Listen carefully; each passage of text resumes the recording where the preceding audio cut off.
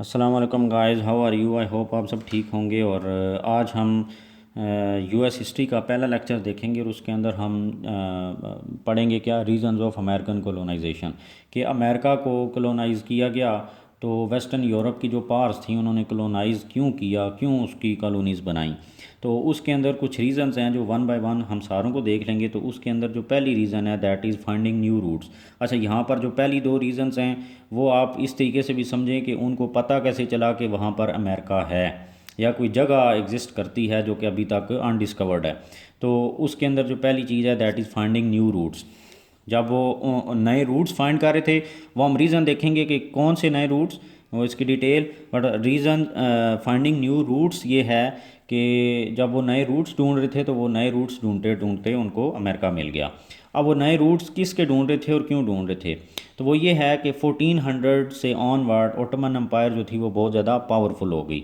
तो जब वो पावरफुल हो गई तो कॉन्स्टेंटिनोपल जो है वहाँ से, क्योंकि ये सारे गुजरते थे वेस्टर्न यूरोप से एशिया आने के लिए, तो कॉन्स्टेंटिनोपल जो है जिसको कुस्तुनतनिया कहते हैं, तो उसको ओटोमन एम्पायर ने रेगुलराइज करा दिया। मतलब वहाँ से जो भी गुजरेगा वो टैक्स पे करेगा।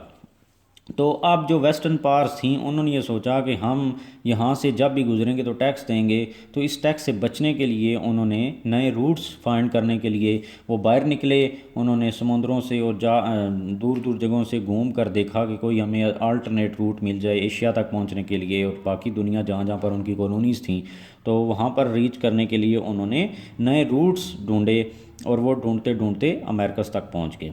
पहली वजह ये। दूसरी ये कि एडवांसमेंट ऑफ टेक्नोलॉजी होना शुरू हो गई। एडवांसमेंट ऑफ टेक्नोलॉजी कैसे हुई कि 1450 के अंदर प्रिंटिंग प्रेस जो थी या प्रिंटिंग मशीन या ये जो आप फ़ोटो स्टेट कराते हैं वो वाली मशीन जो थी वो इन्वेंट कर ली जोहन गुटनबर्ग ने।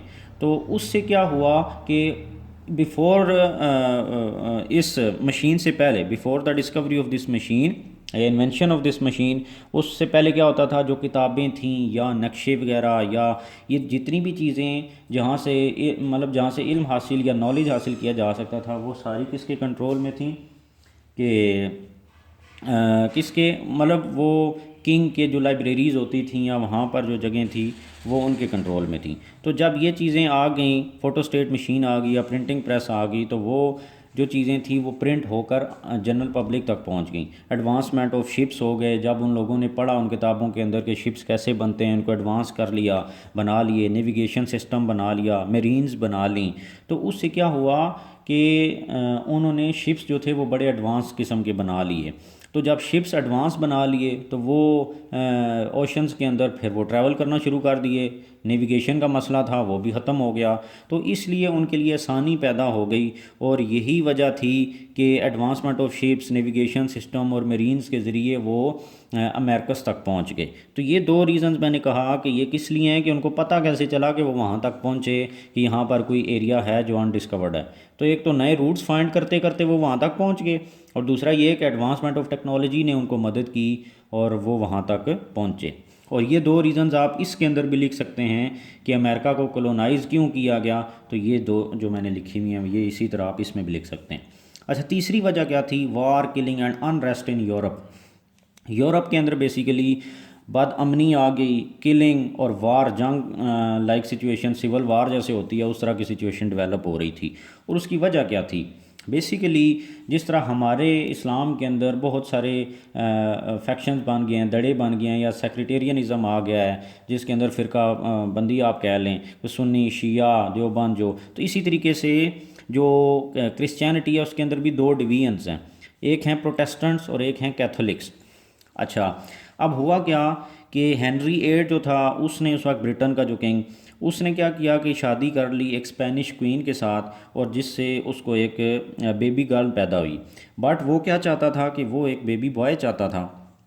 लेकिन इशू कब जनरेट हुआ? इशू ये हुआ कि क्रिश्चियनिटी के अंदर उस वक्त एक ही शादी अलाउ थी और एक शादी अलाउ होने की वजह दूसरा ये कि वो डिवोर्स भी नहीं दे सकता था उसको, रिलीजियस जो प्रिंसिपल था वो उसको अलाउ नहीं करता था। और फिर क्या था कि पोप जो था ना वो क्योंकि बहुत पावरफुल था, सोशल, इकोनॉमिक, पॉलिटिकल, तमाम चीज़ें, पॉलिटिकल भी और हर तरह के जो डिसीजन मेकिंग थी वो उससे बिलोंग करती थी। अब वो क्योंकि पावरफुल था और वो, अच्छा इसके साथ साथ ये कि वो जो था ना वो कैथोलिक क्योंकि ज़्यादा वो पावरफुल थे और पोप ने उसको अलाउ नहीं किया, लेकिन जो जनरल पब्लिक थी ना वो बेसिकली उसको सपोर्ट कर रही थी। अच्छा, पोप ने जब अलाउ नहीं किया तो वहाँ पर मसला हो गया। जनरल पब्लिक के उसकी सपोर्ट के ऊपर उसने क्या किया, हेनरी एट ने शादी कर ली एक प्रोटेस्टेंट लड़की से जिससे उसको बेबी बॉय मिला। अब वो बेबी बॉय जो था वो एडवर्ड सिक्स उसको कहा जाता है और वो प्रोटेस्टेंट था क्योंकि उसका फादर प्रोटेस्टेंट था, हेनरी एट। अब हुआ ये कि जब ये पैदा हुआ और उसके बाद कुछ टाइम गुजरा तो वो हेनरी जो था वो खुद मार गया, हेनरी एट जो था वो मार गया। अब उसके मरने के बाद जो सिचुएशन डेवलप हुई ना वो ये बनी कि जो पहली शादी स्पेनिश लड़की जिससे उसने शादी की थी जहाँ से बेबी गर्ल पैदा हुई थी उसका नाम था मैरी वन। तो हेनरी के मरने के बाद वो वापस आ गई मैरी वन और उसने कहा कि मैं क्वीन हूँ, और वो कैथोलिक थी बाय रिलीजन क्योंकि उसकी माँ जो थी वो कैथोलिक थी। और दूसरी तरफ उसका बेटा जो था वो भी जवान हो गया, जो दूसरी शादी से उसको बेबी बॉय मिला एडवर्ड सिक्स, वो प्रोटेस्टेंट था। अब ये रिलीजियस डिवीजन ऐसी हो गई कि यूरोप के अंदर जो है वो इस रिलीजियस डिवीजन की बेस पर एक civil war like situation develop हो गई। फिर जब रिलीजियस कॉन्फ्लिक्ट था तो उसके साथ साथ पॉलिटिकल कॉन्फ्लिक्ट भी शुरू हो गया। तो कॉन्फ्लिक्ट जब पॉलिटिकल आया तो वार थी और उससे क्या हुआ, इकोनॉमिक क्राइसिस पैदा होता गया और पूरे यूरोप के अंदर जो है वो अनरेस्ट सिचुएशन डेवलप हो गई, जिसकी वजह से लोग जो थे वो बड़े तंग थे और उन्होंने कोशिश की कि यहाँ से क्या किया जाए कि यहाँ से निकला जाए किसी तरीके से, ताकि हम किसी ऐसी जगह पर पहुँचे जहाँ पे हम मतलब ये चीज़ें ना हों। तो एक पॉइंट जो था वो ये था कि वार, किलिंग और अनरेस्ट थी यूरोप के अंदर। उसके बाद जो चौथी रीज़न है that is rising population and poor agricultural growth. वक्त के साथ साथ पॉपुलेशन बहुत बढ़ रही थी और दूसरी तरफ जो हुकूमत थी वो इस तरीके के मसलों में उलझी हुई थी, और साथ साथ क्या था कि एग्रीकल्चरल ग्रोथ नहीं हो रही थी। जब एग्रीकल्चरल ग्रोथ नहीं हो रही, पॉपुलेशन बढ़ रही है और वो भी इस रेट से 2 पावर 2 से, तो फिर आपको पता है कि एक टाइम आना है जब फूड क्राइसिस पैदा हो जाएगा। तो अपनी फूड सिक्योरिटी के लिए भी लोग वहाँ से निकले और उसकी तरफ गए और अमेरिकस की तरफ भागे। फिर उसके बाद इम्पीरियलिज़म के अंदर आप ये देखें कि जो ब्रिटेन पावर थी, फ्रेंच पावर थी, वो क्या चाहते थे कि अपनी पावर को बढ़ाया जाए, यूरोप से बाहर निकल के जो एरिया डिस्कवर्ड नहीं हुए वहाँ पर जाएं ताकि वहाँ के जो रिसोर्सेज हैं उनको यूज़ करें और अपनी पावर को और अपनी एक्यूमुलेशन ऑफ वेल्थ की जाए, जिससे हमारा इन्फ्लुएंस, हमारी पावर मज़ीद बढ़े। तो वो यूरोप से बाहर निकले और अमेरिकस की तरफ गए। जब उन्होंने डिस्कवर किया अमेरिका को तो वहाँ पर उन्होंने कॉलोनाइजेशन शुरू कर दी। फिर रिनाइसेंस इन यूरोप, उससे पहले मैंने आपको बताया कि यूरोप के अंदर क्योंकि अनरेस्ट सिचुएशन थी, ये ब्रिटेन और फ्रांस आपस में लड़ लड़ के उन्होंने कहा कि ये तो अच्छी बात नहीं है, यहाँ से आप बाहर निकलें। तो क्या हुआ, ट्रीटी ऑफ वेस्टफालिया 1648 के अंदर नेशन स्टेट सिस्टम बना और आपस में उन्होंने अमन व अमान के मुआहदे वगैरह किए और वहाँ से उन्होंने कहा कि यहाँ से बाहर निकलें और जो जो एरिया जो पहले डिस्कवर कर लेगा वो उसका। तो जब आपस में उनके इख्तलाफात ख़त्म हुए और वो यूरोप से बाहर निकले तो वो अमेरिकस तक पहुँचे। अमेरिकस तक पहुँचे तो उनको एक अनडिस्कवर्ड प्लेस मिली और सारों ने वहाँ पर कॉलोनाइजेशन शुरू कर दी। एक वजह ये थी। फिर 7 में private partnership, sorry private ownership जो है वो यूरोप के अंदर नहीं थी। किंग जो था, अब क्या है कि जैसे पाकिस्तान के अंदर आप देखें एक बंदा जिसके पास पैसे हैं वो किसी जगह पर भी प्लॉट लेके अपना घर बना सकता है और जिसको वो ओन करता है, that plot belongs to him who buy that plot. But यहाँ वहाँ पर क्या था कि प्राइवेट ओनरशिप राइट्स ही नहीं थे, किंग ने किसी को प्राइवेट ओनरशिप राइट ही नहीं दिए, कोई भी अपनी प्रॉपर्टी ओन नहीं कर सकता था, सब कुछ बिलोंग करता था किंग से या गवर्नमेंट से। तो लोग क्या कहते थे वहाँ पर, एक्सप्रोप्रिएशन कहते हैं जहाँ पर ओनरशिप राइट ना दिए जाएँ। There was expropriation in Britain. Extractive institutions थे कि हर चीज़ उनसे बिलोंग करती थी।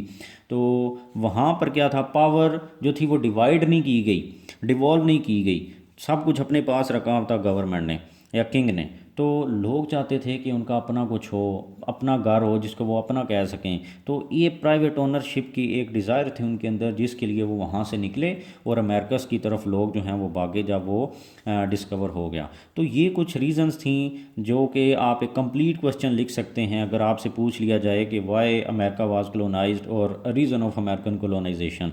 तो ये बहुत आसान तरीके से मैंने आपको समझा दिया। आई होप आपको समझ आ गई होगी और इसी तरीके से हम वन बाय वन करके सारा का सारा जो यूएस हिस्ट्री का सिलेबस है वो हम कवर कर लेंगे। अगर आपको मेरे लेक्चर समझ आ रहे हैं तो काइंडली मेरे चैनल को भी सब्सक्राइब कर दें। Thank you.